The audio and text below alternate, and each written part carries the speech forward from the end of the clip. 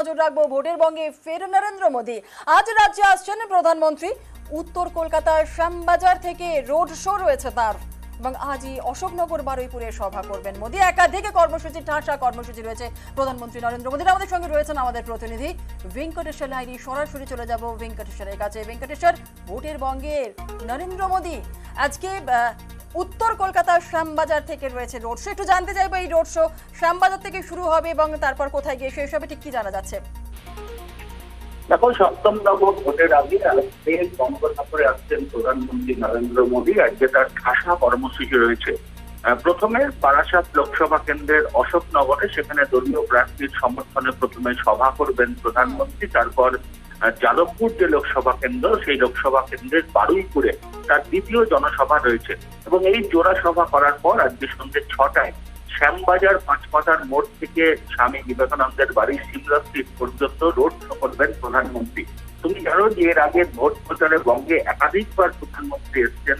এখনো পর্যন্ত 21টি সভা করেছেন প্রধানমন্ত্রী এ রাজ্যে। কিন্তু রোড শো, এ রাজ্যে রোড শো তিনি এই প্রথম করতে চলেছেন কলকাতায়। ফলে স্বাভাবিকভাবেই রাজনৈতিকভাবে অত্যন্ত তাৎপর্যপূর্ণ প্রধানমন্ত্রীর কলকাতায় রোড শো। এবং কলকাতা উত্তর কেন্দ্রে যিনি বিজেপি প্রার্থী তাপস রায়, তার সমর্থনেই শ্যামবাজার পাঁচমাথার মোড় থেকে সন্ধ্যে 6টায় তিনি রোড শো শুরু করবেন। এবং সেই রোড শো ইতিমধ্যেই তার প্রস্তুতি শেষ পর্যায়ে রয়েছে। এবং এখনো পর্যন্ত যেটা জানা যাচ্ছে, আজকে প্রধানমন্ত্রীর যে 3টি রাজনৈতিক কর্মসূচি রয়েছে, অর্থাৎ 2টি সভা এবং একটি রোড শো, তারপর তিনি আজ রাতে রাজভবনে থাকবেন। এবং আগামীকাল বঙ্গে কাকদ্বীপ সহ আরো একটি সভা রয়েছে প্রধানমন্ত্রী। অর্থাৎ প্রধানমন্ত্রী এর আগে আমরা দেখেছি উত্তরবঙ্গ, দক্ষিণবঙ্গ সহ একাধিক রাজ্যে দলীয় প্রার্থীদের সমর্থনে সভা করেছেন। সেখানে শাসক দলকে নিশানা করেছেন। প্রধানমন্ত্রীর মুখে বারবারই উঠে এসেছে সন্দেশখালীর প্রসঙ্গ। এবং আজকে জোড়া সভা থেকে প্রধানমন্ত্রী সপ্তম দফা ভোটের আগে কি বার্তা দেন সেদিকে নজর যেমন রয়েছে রাজনৈতিক মহলের। পাশাপাশি শ্যামবাজার পাঁচমাথার মোড় থেকে একেবারে বিধান সদনী হয়ে সিমলা স্ট্রিট, অর্থাৎ স্বামীজির যে বাড়ি, স্বামী বিবেকানন্দের বাড়ি, সেই পর্যন্ত রোড শো করবেন প্রধানমন্ত্রী। এবং রোড শো শুরু করার আগে শ্যামবাজার পাঁচমাথার মোড়ে নেতাজি যে মূর্তি রয়েছে, সেই নেতাজি মূর্তিতে মাল্যদান করবেন প্রধানমন্ত্রী। তারপর রোড শো তিনি শুরু করবেন শ্যামবাজার পাঁচমাথার মোড় থেকে। এবং সিমলা স্ট্রিটে যেখানে রোড শো শেষ হবে প্রধানমন্ত্রী, সেখানে স্বামী বিবেকানন্দের বাড়ির সামনে যে স্বামীজির যে মূর্তি রয়েছে, সেখানেও মাল্যদান করবেন। অর্থাৎ ভোট প্রচারে একেবারে সপ্তম দফার আগে ফের প্রধানমন্ত্রীর বঙ্গ সফর, সা নিয়ে বিজেপির মধ্যেও কিন্তু চূড়ান্ত। ধন্যবাদ সোম।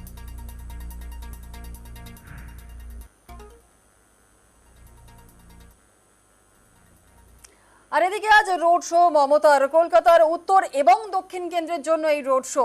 ইন্টালি থেকে পার্ক সার্কাস পর্যন্ত road show. 4 kilometre road show করবেন মমতা বন্দ্যোপাধ্যায়। আজ রোড শো মমতার কলকাতা এবং উত্তর এবং দক্ষিণ কেন্দ্রের জন্য এই রোড শো। ইন্টালি থেকে পার্ক সার্কাস পর্যন্ত এই road show. 4 kilometre road show করবেন মমতা বন্দ্যোপাধ্যায়। সোমরাজ আমাদের প্রতিনিধি রয়েছে, আরো বিস্তারিত বলবে সোমরাজ। মমতা বন্দ্যোপাধ্যায় জোড়া রোড শো আছে। প্রথম রোড শো করবেন বিরাটির বণিক মোড় থেকে, রোড শো করবেন বিরাটির বণিক মোড় থেকে এয়ারপোর্ট 2.5 নম্বর গেট পর্যন্তই রোড শো করার কথা মুখ্যমন্ত্রীর। এবং দ্বিতীয়ত যে চমক, আজ মমতা বন্দ্যোপাধ্যায় কলকাতায় ফের রোড শো করতে চলেছেন। কলকাতায় তিনি রোড শো করবেন মূলত এন্টালি মার্কেট থেকে সে রোড শো শুরু হবে। রোড শো শুরু করে তিনি পার্ক সার্কাস 7 পয়েন্ট হয়ে ওয়েস্ট মল পর্যন্ত এই রোড শো করবেন। গতকালই মুখ্যমন্ত্রী মমতা বন্দ্যোপাধ্যায় সিদ্ধান্ত নিয়েছেন যে তিনি কলকাতায় রোড শো করবেন এবং সেই মোতাবেক ইতিমধ্যেই প্রস্তুতি চূড়ান্ত করা হয়েছে। বিকেল 5টা নাগাদ এই রোড শো শুরু হবে। এবং সব থেকে যেটা বড় চমক, যখন নরেন্দ্র মোদী প্রধানমন্ত্রী তিনি উত্তর কলকাতায় রোড শো করবেন, ঠিক একই সময় মুখ্যমন্ত্রী মমতা বন্দ্যোপাধ্যায়ও কলকাতায় রোড শো করবেন। এবং কলকাতা উত্তর, কলকাতা দক্ষিণ, এই 2 লোকসভা কেন্দ্রের জন্য মমতা বন্দ্যোপাধ্যায় ঠিক একই সময় রোড শো শুরু করবেন। বিকেল 5টা থেকে এই রোড শো শুরু হবে। বিরাটির বণিক মোড় থেকে যে রোড শো শুরু হবে দুপুর 3টে নাগাদ, এবং সেই রোড শো শেষ হবে এয়ারপোর্ট 2.5 নম্বর গেটে। এই রোড শো করার পরেই মমতা বন্দ্যোপাধ্যায় উত্তর কলকাতার ইন্টারি মার্কেটে আসবেন এবং তারপরেই তিনি প্রায় দীর্ঘ 4.5 কিলোমিটার রোড শো করবেন। সেই রোড শো করার পর বেহালা চৌরাস্তাতেও তার রাজনৈতিক সভা করার কথা রয়েছে। কিন্তু মমতা বন্দ্যোপাধ্যায়ের রোড শোয়ের যেটা মূল চমক সেটি হচ্ছে উত্তর কলকাতা, অর্থাৎ কলকাতা উত্তর ও কলকাতা দক্ষিণ লোকসভা কেন্দ্রের জন্য তিনি এই রোড শো করার সিদ্ধান্ত নিয়েছেন গতকাল, এবং সেই মোতাবেক ইতিমধ্যেই প্রস্তুতি চূড়ান্ত করা হয়েছে। বিকেল 5টা থেকে ইন্টারি মার্কেট থেকে এই রোড শো করবেন মমতা বন্দ্যোপাধ্যায়। অন্যদিকে প্রধানমন্ত্রীও সেই সময় উত্তর কলকাতায় রোড শো করবেন। সব মিলিয়ে প্রধানমন্ত্রী এবং মুখ্যমন্ত্রী মমতা বন্দ্যোপাধ্যায় বেশ, আজকে একেবারে। কলকাতায় রোড শো একই দিনে একই সময় করতে চলেছেন। বেশ, ধন্যবাদ। मीडिया वाले रिसर्च करें कि भाई सरकार के लिए क्या सवाल पूछने चाहिए, प्रधानमंत्री को क्या सवाल पूछना चाहिए। जो कूड़ा कचरा फेंक रहा है उसको पूछो ना, भाई तुम ये जो कह रहे इसका सबूत क्या है, कानून नियम क्या है, उसको पूछो ना। उसकी आपकी हिम्मत नहीं है। लेकिन वो जो कूड़ा कचरा फेंकते हैं वो कूड़ा कचरा लेकर के आप मेरे यहाँ आते हैं।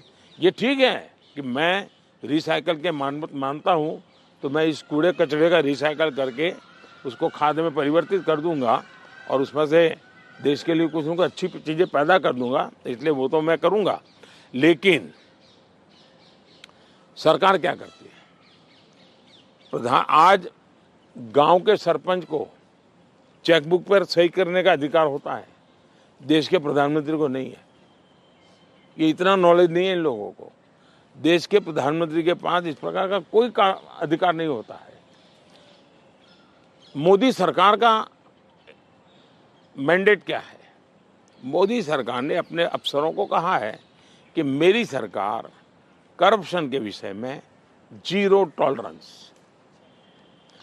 अब ये दफ्तर के अंदर बैठे हुए लोगों का काम है कि उसको लागू करें। और सचमुच में तो किसी जमाने में 10 साल में मनमोहन सिंह जी की सरकार थी, 34 लाख रुपया पकड़े गए थे। 34 लाख रुपया मतलब एक स्कूल बैग में आप आ जाए। वर्तमान में ईडी ने 10 साल में 2200 करोड़ रुपया पकड़ा है। ये तो टीवी पर दिखता है, ये तो कोई झूठबाजी हो नहीं सकती है। अब जो 2200 करोड़ देश को वापस लाया है, ये उसका सम्मान होना चाहिए, उसको गाली गलौज होना चाहिए। तो गाली गलौज कौन करता है? जिसका पैसा गया है वो गाली गलौज कर रहा है। 2200 करोड़ जिसके जेब में से गया है, जिसने चोरी कर करके इकट्ठा किया था, वो पकड़ा गया, वो चिल्ला रहा है। इसका मतलब ये जो चोर पकड़े जा रहे हैं, इसमें जिसकी भागीदारी होगी वो चिल्लाएगा। मुझे थोड़े से अलग मुद्दे पर आते हैं। कश्मीर में हम इस बार देख रहे हैं रिकॉर्ड वोटिंग हो रही है। ऐसे ऐसे इलाकों में रिकॉर्ड तोड़ वोटिंग हो रही है जहां पर ऐसा सोचा नहीं जा सकता था। इस पर आपका क्या आंकलन है, आप कैसे देखते हैं? पहले तो मैं चाहूंगा कि कश्मीर की जो स्थिति बदली है उसके संदर्भ में सबसे तो पहले मैं मेरे देश के न्याय तंत्र को प्रार्थना करना चाहता हूँ कि अगर सरकार किसी काम को करने के लिए, उसका एक डिजाइन होती है, उसकी एक स्ट्रेटेजी होती है। ऐसी समस्याओं के समाधान के लिए उस स्ट्रेटेजी के तहत काम करना होता था। अब उसके लिए कभी मुझे इंटरनेट बंद करना पड़ा, कोई एनजीओ कोर्ट चला गया और वो बड़ा कोर्ट के अंदर बड़ा इशू बन गया। आज समझिए कि भले मैंने कुछ समय के लिए इंटरनेट बंद किया था, लेकिन आज बड़े गर्व के साथ वहाँ के बच्चे कहते हैं कि 5 साल से इंटरनेट बंद नहीं हुआ है, 5 साल से हमें सब सुविधाएं मिल रही है। कुछ दिन तकलीफ हुई, लेकिन अच्छे काम के लिए हुई थी। अब वो अदालत के अंदर जब विवादों में चढ़ जाता है तब चीज़ें गड़बड़ा जाती है। तो ऐसे जो एनजीओ हैं जिन्होंने अदालतों के भरोसे लड़ाई लड़ना शुरू किया है, एक तो देश को उनसे बचाना बहुत ज़रूरी है। दूसरा, वहाँ का सामान्य मानवी जब मतदान करता है ना, तब वो सिर्फ किसी को जिताता ऐसा नहीं है जी। मतदान करता है मतलब भारत के संविधान को गले लगाता है। मतदान करता है तब भारत की सरकार बनाने में वो गर्व के साथ भागीदारी करता है।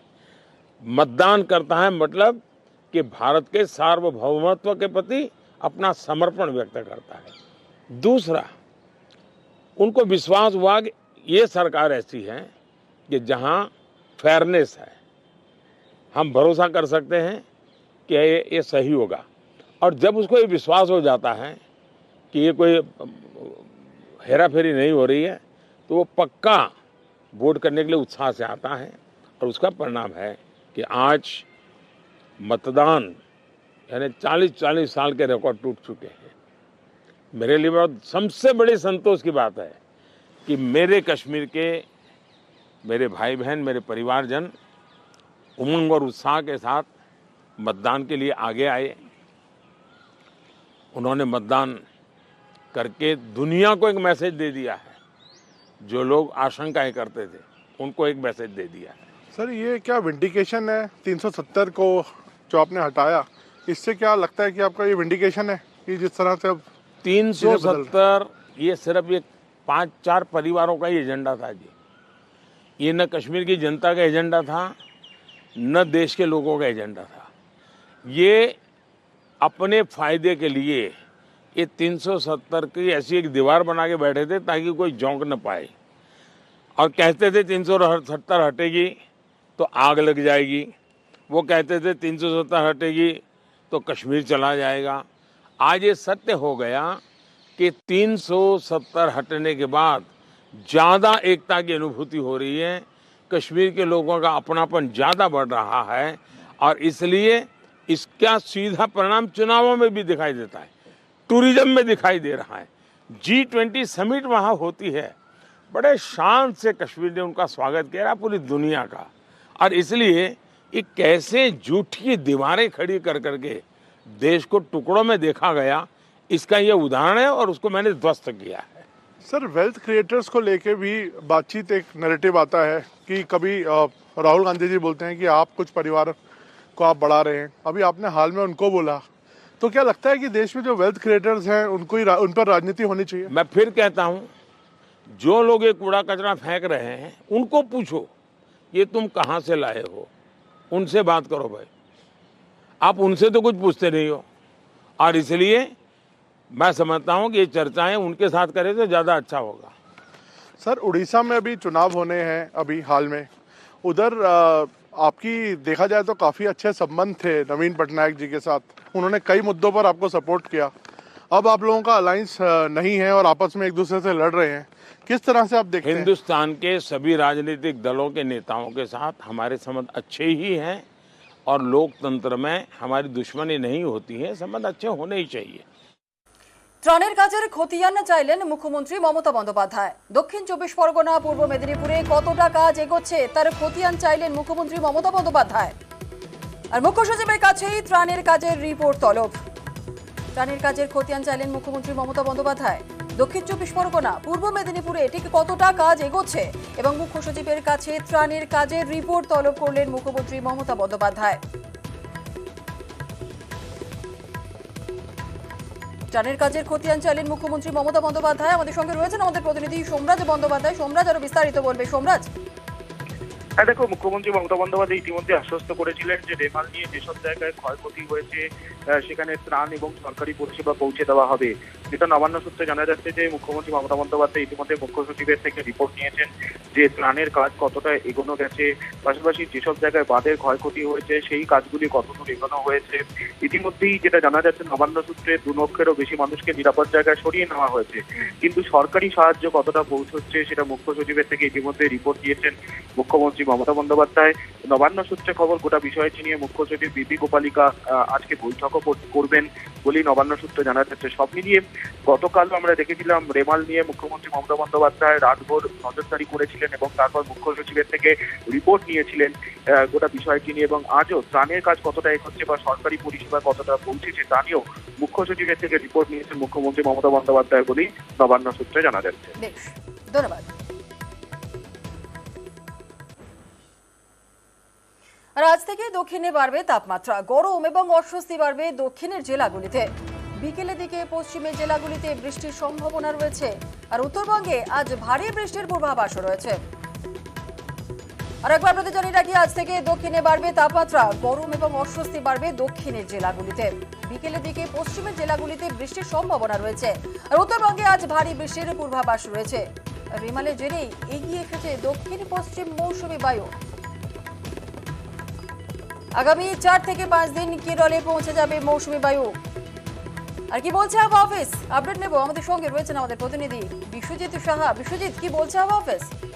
দেখো, এই মুহূর্তে রেমালের প্রভাব দক্ষিণবঙ্গে নেই বললেই চলে, কারণ অনেকটা দূরে পৌঁছে গেছে এবং এর শক্তি ক্ষয় হয়ে গেছে। অর্থাৎ ঘূর্ণিঝড়ে আর নেই রেমাল, আর নেই, এবং নিম্নচাপ হয়ে এটি উত্তর পূর্ব ভারতের যে রাজ্যগুলি আসাম মেঘালয় রয়েছে সেই রাজ্যগুলির দিকে এগিয়ে যাবে এবং সেখানেও ভারী বৃষ্টির সম্ভাবনা রয়েছে। তবে আজ উত্তরবঙ্গে ভারী বৃষ্টির সম্ভাবনা রয়েছে। উত্তরবঙ্গের জলপাইগুড়ি, আলিপুরদুয়ার, কোচবিহার এই 3 জেলাতে ভারী থেকে অতি ভারী বৃষ্টি হবে, সঙ্গে 50 কিলোমিটার গতিবেগে দমকা ঝোড়ো হাওয়া বইবে। দার্জিলিং, কালিম্পং 2 পার্বত্য জেলা, সেখানেও ভারী বৃষ্টির সম্ভাবনা রয়েছে। তবে মালদা ও 2 দিনাজপুরে অবস্থার উন্নতি হবে এবং দক্ষিণবঙ্গের সব জেলাতেই অবস্থার আজ থেকে উন্নতি এবং পরিষ্কার আকাশ এবং তাপমাত্রা কিছুটা এবার দক্ষিণবঙ্গে বাড়তে শুরু করবে। আগামী বিশ্বজিৎ, 3 দিনে উত্তরবঙ্গে অন্তত যেমনটা তুমি বলছিলে যে ভারী বৃষ্টির পূর্বাভাস হাওয়া অফিস বলছে, উত্তরবঙ্গের কোন কোন জেলাতে ভারী বৃষ্টির পূর্বাভাস রয়েছে? উত্তরবঙ্গের 3 জেলা জলপাইগুড়ি, আলিপুরদুয়ার, কোচবিহার এই 3 জেলাতে আগামী 24 ঘন্টায় ভারী থেকে অতি ভারী বৃষ্টি অর্থাৎ 200 মিলিমিটার পর্যন্ত বৃষ্টিপাতের সম্ভাবনা রয়েছে। পাশাপাশি দমকা ঝোড়ো হাওয়া 40 থেকে 50 কিলোমিটার গতিবেগে বইতে পারে এবং এই দুটো জেলা ছাড়াও আগামী 24 ঘন্টায় দার্জিলিং, কালিম্পং ভারী বৃষ্টির সম্ভাবনা অর্থাৎ 100 মিলিমিটার পর্যন্ত বৃষ্টি হতে পারে। তবে জলপাইগুড়ি, কোচবিহার, আলিপুরদুয়ার এই 3 জেলাতে আগামী 2-3 দিনেও ভারী বৃষ্টির পূর্বাভাস রয়েছে আলিপুর আবহাওয়া দপ্তরে। ধন্যবাদ। আর আজ থেকে দক্ষিণে বাড়বে তাপমাত্রা, গরম এবং অস্বস্তি বাড়বে দক্ষিণের জেলাগুলিতে। বিকেলের দিকে পশ্চিমের জেলাগুলিতে বৃষ্টির সম্ভাবনা রয়েছে। আর উত্তরবঙ্গে আজ ভারী বৃষ্টির পূর্বাভাসও রয়েছে। আর একবার আপনাদের জানিয়ে রাখি, আজ থেকে দক্ষিণে বাড়বে তাপমাত্রা, গরম এবং অস্বস্তি বাড়বে দক্ষিণের জেলাগুলিতে। বিকেলের দিকে পশ্চিমের জেলাগুলিতে বৃষ্টির সম্ভাবনা রয়েছে। আর উত্তরবঙ্গে আজ ভারী বৃষ্টির পূর্বাভাস রয়েছে। রেমালের জেরেই এগিয়ে এসেছে দক্ষিণ পশ্চিম মৌসুমী বায়ু। আগামী 4 থেকে 5 দিন কেরলে পৌঁছে যাবে মৌসুমী বায়ু। আর কি বলছে আবহাওয়া অফিস, আপডেট নেব। আমাদের সঙ্গে রয়েছেন আমাদের প্রতিনিধি বিশ্বজিৎ সাহা। বিশ্বজিৎ, কি বলছে আবহাওয়া অফিস? দেখো, এই মুহূর্তে রেমালের প্রভাব দক্ষিণবঙ্গে নেই বললেই চলে, কারণ অনেকটা দূরে পৌঁছে গেছে এবং এর শক্তি ক্ষয় হয়ে গেছে। অর্থাৎ ঘূর্ণিঝড়ে আর নেই রেমাল, আর নেই, এবং নিম্নচাপ হয়ে এটি উত্তর পূর্ব ভারতের যে রাজ্যগুলি আসাম মেঘালয় রয়েছে সেই রাজ্যগুলির দিকে এগিয়ে যাবে এবং সেখানেও ভারী বৃষ্টির সম্ভাবনা রয়েছে। তবে আজ উত্তরবঙ্গে ভারী বৃষ্টির সম্ভাবনা রয়েছে। উত্তরবঙ্গের জলপাইগুড়ি, আলিপুরদুয়ার, কোচবিহার এই 3 জেলাতে ভারী থেকে অতি ভারী বৃষ্টি হবে, সঙ্গে 50 কিলোমিটার গতিবেগে দমকা ঝোড়ো হাওয়া বইবে। দার্জিলিং, কালিম্পং 2 পার্বত্য জেলা, সেখানেও ভারী বৃষ্টির সম্ভাবনা রয়েছে। তবে মালদা ও 2 দিনাজপুরে অবস্থার উন্নতি হবে এবং দক্ষিণবঙ্গের সব জেলাতেই অবস্থার আজ থেকে উন্নতি এবং পরিষ্কার আকাশ এবং তাপমাত্রা কিছুটা এবার দক্ষিণবঙ্গে বাড়তে শুরু করবে। আগামী 3 দিনে উত্তরবঙ্গে অন্তত যেমনটা তুমি বলছিলে যে ভারী বৃষ্টির পূর্বাভাস হাওয়া অফিস বলছে, উত্তরবঙ্গের কোন কোন জেলাতে ভারী বৃষ্টির পূর্বাভাস রয়েছে? উত্তরবঙ্গের 3 জেলা জলপাইগুড়ি, আলিপুরদুয়ার, কোচবিহার এই 3 জেলাতে আগামী 24 ঘন্টায় ভারী থেকে অতি ভারী বৃষ্টি অর্থাৎ 200 মিলিমিটার পর্যন্ত বৃষ্টিপাতের সম্ভাবনা রয়েছে। পাশাপাশি দমকা ঝোড়ো হাওয়া 40 থেকে 50 কিলোমিটার গতিবেগে বইতে পারে এবং এই দুটো জেলা ছাড়াও আগামী 24 ঘন্টায় দার্জিলিং, কালিম্পং ভারী বৃষ্টির সম্ভাবনা অর্থাৎ 100 মিলিমিটার পর্যন্ত বৃষ্টি হতে পারে। তবে জলপাইগুড়ি, কোচবিহার, আলিপুরদুয়ার এই 3 জেলাতে আগামী 2-3 দিনেও ভারী বৃষ্টির পূর্বাভাস রয়েছে আলিপুর আবহাওয়া দপ্তরে। ধন্যবাদ। সাত সকালে লোকালয়ে বুনো হাতি। শিলিগুড়ি শহর লাগোয়া ফাড়াবাড়ি নেপালি বস্তি এলাকায় ঘুরে বেড়ালো হাতি।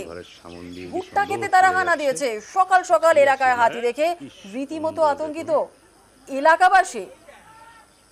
খাওয়া দাওয়ার পর এলাকা ছেড়ে পরে জঙ্গলে ফিরে যায় সেই হাতি। মাকই খুব পছন্দ ওদের, ওই টেস্টি, তাই ওনারা আসে। কি সুন্দর চলে গেল দেখুন। দিনের বেলা সকাল সকাল হাতি দেখুন ঘরের সামন দিয়ে কি সুন্দর চলে যাচ্ছে।